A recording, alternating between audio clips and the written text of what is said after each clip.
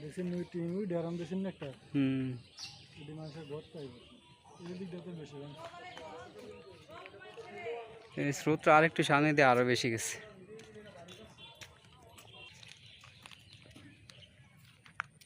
এই দেখেন এই পাতাটা পুরো ধ্বংসস্ত হয়ে গেছে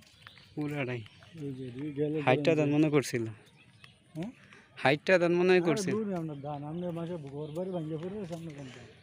সামনে পুরো ইয়ে গেছে কোনো খেত আসলো বড় হয়নি এই ফুল বসে জড়াতে কি অবস্থা রে